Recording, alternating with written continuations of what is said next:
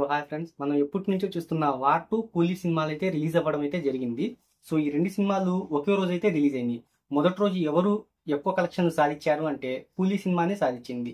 First day 156 కోట్ల రూపాయలు అయితే సాధించింది.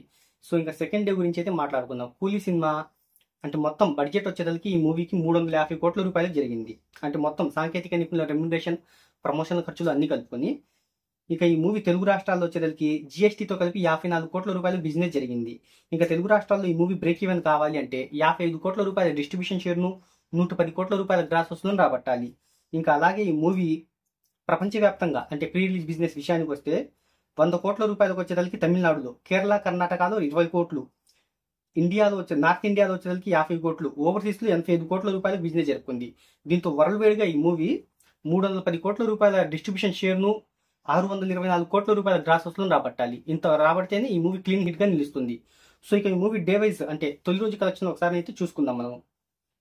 అంటే ఫస్ట్ డే వచ్చేసరికి ఈ మూవీ వరల్డ్ వైడ్ గా 155 కోట్ల రూపాయలను రాబట్టింది. సో ప్రపంచవ్యాప్తంగా ఫ్రెండ్స్, అంటే దీంట్లో 155 కోట్లలో తమిళనాడులో వచ్చేసరికి 30 కోట్లు, ఆంధ్రప్రదేశ్, తెలంగాణలో 20 కోట్లు, కేరళలో 10 కోట్లు, కర్ణాటకలో 12 కోట్లు, హిందీ ప్లస్ రెస్ట్ ఆఫ్ ఇండియాలో 8 కోట్ల చొప్పున, అంటే ఇండియా వైడ్ గా 80 కోట్ల రూపాయల గ్రాస్ ను, 68 కోట్ల రూపాయల నెట్ ను రాబట్టింది. ఇక ఓవర్సీస్ లో ఈ మూవీ అయితే ఫ్రెండ్స్ మొదటి నుంచి మంచి దూకుడుని అయితే చూపిస్తుంది.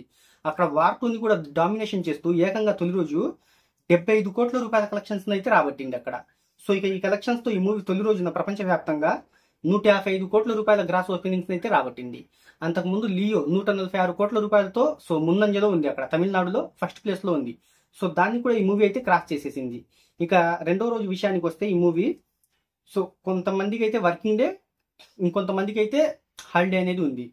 సో అంటే థియేట్రికల్ ఆక్యుపెన్సీ విషయానికి వస్తే బాగానే జరిగింది ఫ్రెండ్స్. థియేట్రికల్ ఆక్యుపెన్సీ రెండో రోజు కూడా పర్లేదు, బాగానే జరిగింది. అంటే 4 గంటల వరకు తమిళ వెర్షన్కు 64%, హిందీ వెర్షన్కు 31%, తెలుగు వెర్షన్కు 70% థియేట్రికల్ ఆక్యుపెన్సీ అనేది నమోదైంది.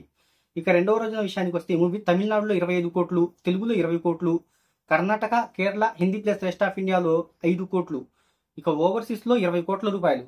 సో దీని మొత్తాన్ని కలుపుకొని సెకండ్ డే వరల్డ్ వైడ్ గా 70 కోట్ల రూపాయలను రాబడుతుందని ట్రేడ్ చెప్తుంది. ఇక ఈ కలెక్షన్స్ తో ఈ మూవీ 2 రోజుల్లో ప్రపంచవ్యాప్తంగా 225 కోట్ల రూపాయల గ్రాస్ వసూలను అయితే రాబట్టింది. కానీ ఈ మూవీ ఇంకా బ్రేక్ ఈవెన్ కావాలి అంటే బాక్స్ ఆఫీస్ దగ్గర 400 కోట్ల రూపాయల గ్రాస్ వసూలను అయితే రాబట్టాలి.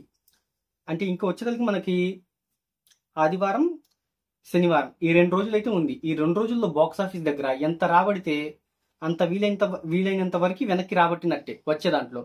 లేదంటే ఫ్రెండ్స్ వర్కింగ్ డే స్టార్ట్ అయిందంటే అంత బడ్జెట్ రికవరీ చేయడం అంటే కష్టమే. మరి చూద్దాం ఈ మూవీ ఎంతవరకు వస్తుందని అయితే సాధిస్తుంది.